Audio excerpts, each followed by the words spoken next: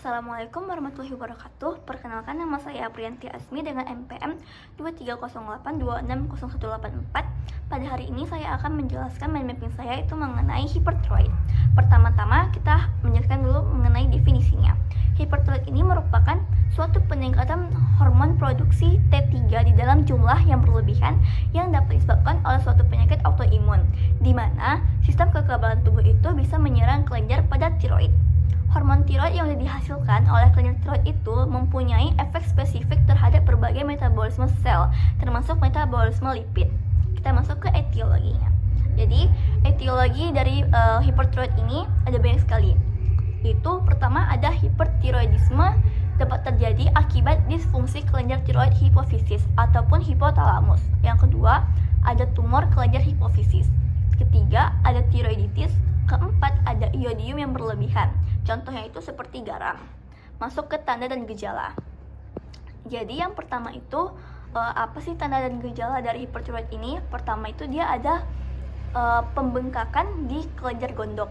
Kemudian ada tremor, kemudian detak jantung itu meningkat, dia tidak tahan akan panas, moodnya itu tidak stabil, jadi dia gangguan mood, dia suka stres, suka marah-marah. Kemudian keringat itu berlebihan, adanya penurunan berat badan, tetapi nafsu makannya itu meningkat. Kemudian yang paling spesifiknya itu dia ada exophthalmos. Exophthalmos itu penonjolan di bagian mata dia.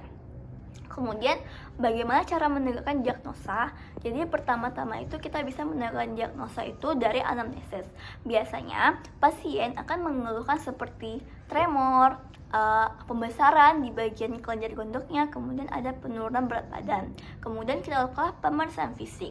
Saat pemeriksaan fisik itu dilakukan ada dua, ada tanda vital sama head to toe. Di tanda vital ditemukannya denyut nadi itu meningkat. Sedangkan saat head to toe ada pembesaran gondok, kemudian dijumpai tremor, dan juga ada dijumpai exophthalmos. Setelah kita lakukan pemeriksaan fisik, kita lakukan juga pemeriksaan penunjangnya. Jadi di penunjang ini kita dapatkan semua TSH, T3, dan T4-nya itu meningkat. Kemudian diagnosis banding dari hipertiroid ini itu ada Graves' disease sama ada toxic nodular goiter. Bagaimana cara tata laksananya? Itu pertama-tama kita berikan dia metilmazol, sedianya itu tablet 5 mg 3 kali sehari. Kemudian bisa juga kita kasih dia karbimazol, sedianya juga tablet 5 mg 3 kali sehari juga. Kemudian ada propylthiouracil atau disebut juga dengan PTU, dia sedianya juga tablet 50 mg kemudian 3 kali sehari juga. Kemudian untuk komplikasinya sendiri itu bakalan ada masalah pada jantung. Masalah pada jantungnya itu seperti jantungnya itu berdetaknya lebih cepat, kemudian adanya gangguan irama pada jantungnya. Selain itu, hipertiroid ini komplikasinya juga bisa osteoporosis. Bagaimana edukasi dan juga pencegahannya?